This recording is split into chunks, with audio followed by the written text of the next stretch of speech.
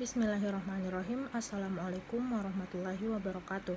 Perkenalkan, nama saya Andi Tenri Awaru dengan nomor induk mahasiswa 2009015020047 dari Prodi Akuntansi S1 kelas B. Di sini saya akan menjelaskan mengenai paparan dari jawaban saya terkait dengan soal ujian akhir semester mata kuliah mikroekonomi. Yang pertama, solusi untuk mengatasi pemulihan ekonomi nasional regional di masa pandemi COVID-19 yang sekarang ini masih berkembang secara terus-menerus. Salah satu kebijakan pemerintah yang bisa menjadi solusi yaitu pemerintah pusat. Tiap-tiap pemerintah daerah memiliki strategi dalam mendorong percepatan dan efektivitas pemulihan ekonomi nasional. Di samping itu, masyarakat dan pelaku usaha juga mempunyai peran strategis dalam mempercepat pemulihan ekonomi. Pemulihan ekonomi nasional ini dilakukan dengan mengambil kebijakan fiskal dan moneter yang komprehensif. Salah satunya penggerakan ekonomi nasional yaitu dengan meningkatkan aktivitas di dunia usaha, yaitu meningkatkan daya konsumsi dalam negeri atau barang lokal.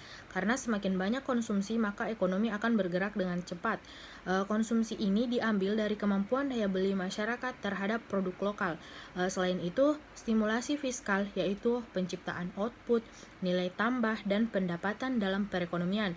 Misalnya dengan relokasi anggaran untuk kesehatan, perlindungan sosial, dan pemulihan ekonomi nasional dari sektor keuangan yang diharapkan dapat meningkatkan perekonomian, yang tak lain juga ditunjang oleh stimulasi moneter, salah satunya Bank Indonesia.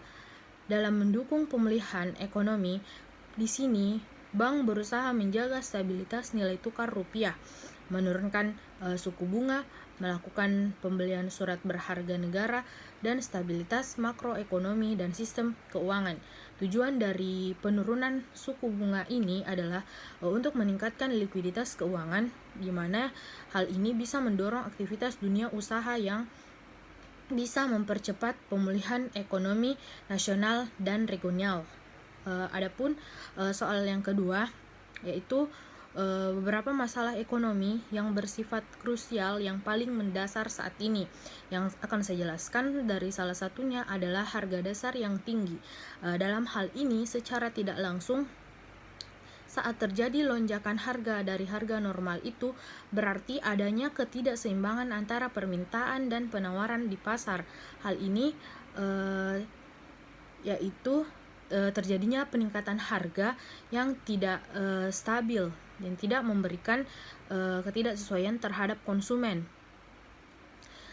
Adapun solusi yang bisa diambil dalam mengatasi masalah ini, yang pertama adanya intervensi dari pemerintah secara langsung, yaitu penetapan harga minimum dan harga maksimum.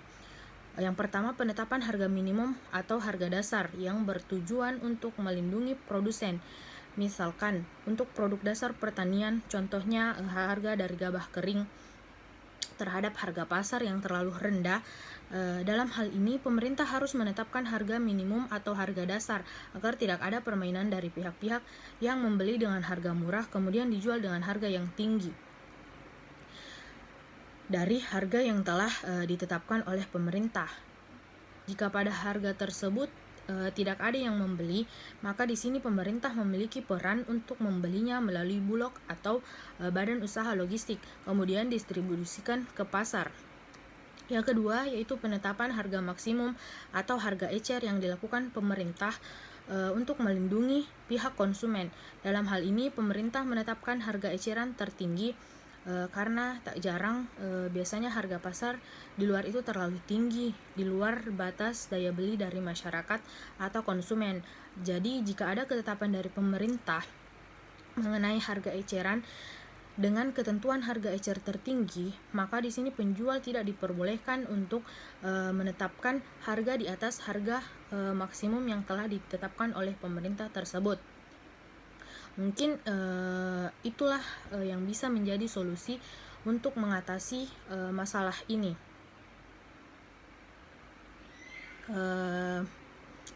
Itulah sekian paparan jawaban dari saya. Lebih dan kurangnya mohon dimaafkan. Wassalamualaikum warahmatullahi wabarakatuh.